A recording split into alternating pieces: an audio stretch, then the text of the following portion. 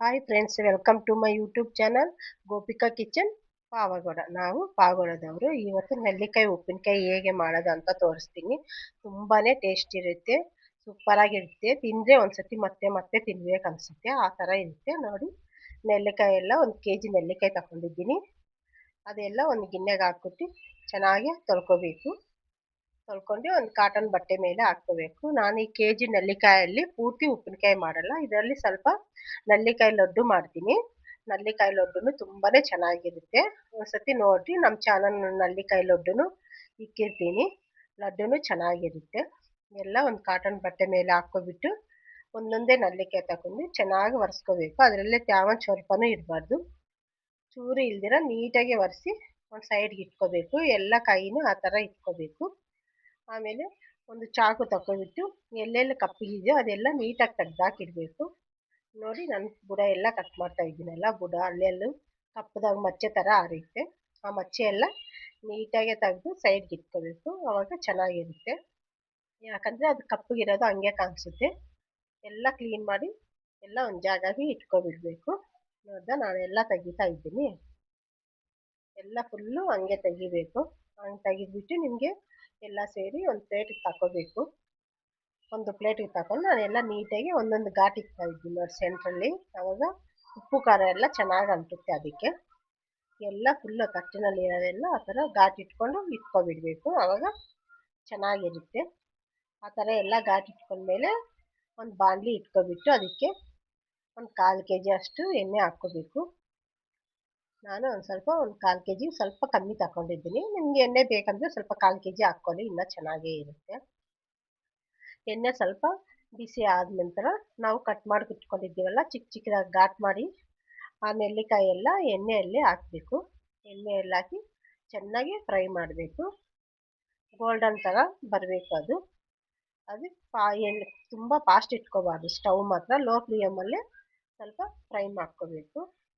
ಎಲ್ಲ colour change ಆಗುತ್ತೆ, green colour, ಅದುವರೆಗೂ ನಿಧಾನವಾಗೇ ಮಾಡ್ಕೋಬೇಕು. ಅದು ಎಲ್ಲ ಮಾಡಿದ್ಮೇಲೆ ಅವಾಗೇ ಗೊತ್ತಾಗುತ್ತೆ. ನಾವು ಎಲ್ಲ ಒಂದು ಸೌಟಲ್ಲಿ ಯಾವ್ದ್ರಲ್ಲಾದರೂ ತಗೊಬಿಟ್ಟು ಸ್ಪೂನಲ್ಲಿ ಹಿಂಗೆ ಚುಚ್ಚಿದ್ರೆ ಅದು ಎಲ್ಲ ಬೆಂದಿದೆ ಅಂತ ಗೊತ್ತಾಗುತ್ತೆ.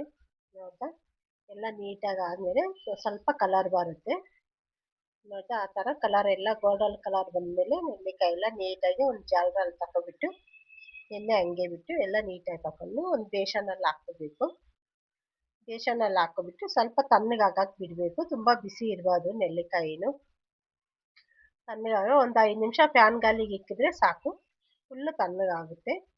ತುಂಬಾ ಟೇಸ್ಟ್ ಇರುತ್ತೆ ನೆಲ್ಲಿಕಾಯಿ ಉಪ್ಪಿನಕಾಯಿ. ನೀವು ಮಾಡಿಬಿಟ್ಟು 3 ತಿಂಗಳು 4 ತಿಂಗಳು ಇಟ್ಕೋಬೋದು, ಆದರೆ ಚೆನ್ನಾಗಿರುತ್ತೆ. ನಮ್ಮ ಮಕ್ಕಳಾದರೆ 1 ತಿಂಗಳು ಇಕ್ಕಲ್ಲ ಇದು. ನಾನು ಸೀಸನ್ ಇದ್ದರೆ ಜಾಸ್ತಿ ಮಾಡ್ತೀನಿ, ಇವಾಗ ಸೀಸನ್ ಇಲ್ವಲ್ಲ ಅದಕ್ಕೆ 1 kg ತಗೊಂಡಿದ್ದೀನಿ. ಅದೇ ಎಣ್ಣೆಯಲ್ಲಿ, ಬಿಸಿ ಎಣ್ಣೆಯಲ್ಲಿ ಸ್ವಲ್ಪ ಸಾಸಿವೆ ಕಾಳು ಹಾಕ್ಕೋಬೇಕು. ಸಾಸಿವೆ ಕಾಳು ಆದಮೇಲೆ ಸ್ವಲ್ಪ ಬೆಳ್ಳುಳ್ಳಿ ಎಲ್ಲ ಚಿಪ್ಪೆ ತೆಗೆದು ಇಟ್ಕೊಂಡಿದ್ದೀನಿ. ಬೆಳ್ಳುಳ್ಳಿ ಸ್ವಲ್ಪ ಹಾಕ್ಕೋಬೇಕು. ಬೆಳ್ಳುಳ್ಳಿ ಸ್ವಲ್ಪ ಹುರಿದ ನಂತರ ಒಂದು 4 ಬ್ಯಾಡಗಿ ಮೆಣಸಿನ್ಕಾಯಿ ಎಲ್ಲ ಕಟ್ ಮಾಡಿ ಇಟ್ಕೊಂಡಿದ್ದೀನಿ ನಾನು. ಆ ಬ್ಯಾಡಗಿ ಮೆಣಸಿ ಸ್ವಲ್ಪ ಕರಿಬೇವು ಸೊಪ್ಪು ಹಾಕಿ ಚೆನ್ನಾಗಿ ಫ್ರೈ ಮಾಡಬೇಕು. ಲೋ ಫ್ಲೇಮಲ್ಲೇ ಇಕ್ಬೇಕು, ತುಂಬ ಫಾಸ್ಟೇ ಇಕ್ಬಾರ್ದು.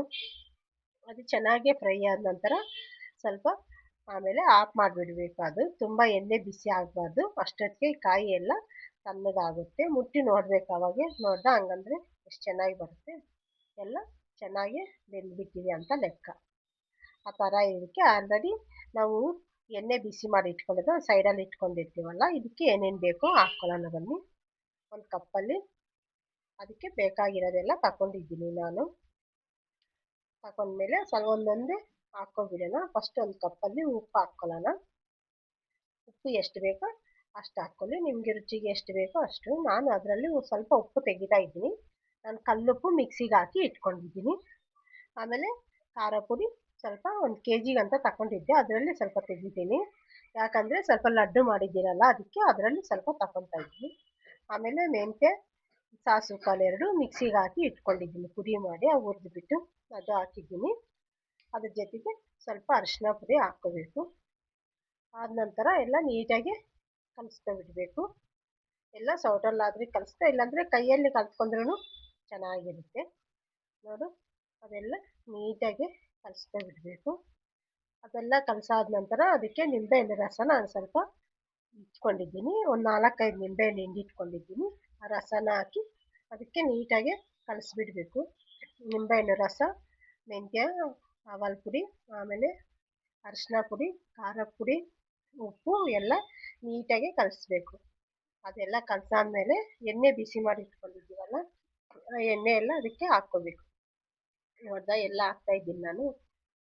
ಎಲ್ಲ ಹಾಕ್ಬಿಟ್ಟು ನೀಟಾಗಿ ಕಲಸಿ ಇಟ್ಕೋಬೇಕು. ತುಂಬಾನೇ ಅಂದರೆ ತುಂಬ ಟೇಸ್ಟ್ ಇರುತ್ತೆ. ಮುದ್ದೆಗೂ ಚೆನ್ನಾಗಿರುತ್ತೆ, ಹಾಕ್ಕೊಂಡ್ರೆ ಅನ್ನಕ್ಕೆ ಚೆನ್ನಾಗಿರುತ್ತೆ. ಹಂಗೇನು ತಿನ್ಬೋದು.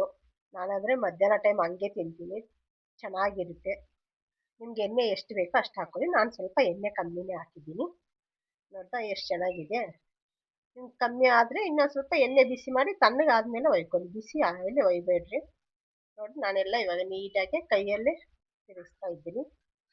ಚೆನ್ನಾಗಿದೆಯಲ್ಲ, ನೋಡೋಕ್ಕೂ ಚೆನ್ನಾಗಿದೆ, ತಿನ್ನೋಕ್ಕೂ ತುಂಬಾನೇ ಚೆನ್ನಾಗಿದೆ, ತುಂಬ ಟೇಸ್ಟ್ ಇರುತ್ತೆ. ಒಂದ್ಸತಿ ಟ್ರೈ ಮಾಡಿರಿ ಮನೆಯಲ್ಲಿ, ಟ್ರೈ ಮಾಡಿ ನೋಡಿ. ನೋಡ್ದಾ ಚೆನ್ನಾಗಿದೆ. ಒಂದ್ಸತಿ ಟ್ರೈ ಮಾಡಿ ಹೆಂಗಿದೆ ಅಂತ ಕಮೆಂಟ್ ಸೆಕ್ಷನಲ್ಲಿ ಕಮೆಂಟ್ ಕಳಿಸ್ರಿ. ನಮ್ಮ ಚಾನಲ್ ಹಂಗೆ ಸಬ್ಸ್ಕ್ರೈಬ್ ಮಾಡ್ಕೊಳ್ಳಿ. ನಾನು ಮಾಡೋ ಅಡುಗೆ ಎಲ್ಲ ನೀವು ನೋಡ್ಬೋದು. ನಾನು ಒಂದೊಂದ್ಸತಿ ಮಿಸ್ ಆಗಿ ತೆಲುಗು ಮಾತಾಡ್ತೀನಿ, ಬೇಜಾರು ಮಾಡ್ಕೋಬೇಡಿ. ನಮ್ಮ ಪಾವಗಡದವರು ತುಂಬ ತೆಲುಗೇ ಮಾತಾಡೋದು, ಅದಕ್ಕೆ ಸ್ವಲ್ಪ ಮಿಸ್ ಆಗುತ್ತೆ. Okay, bye friends.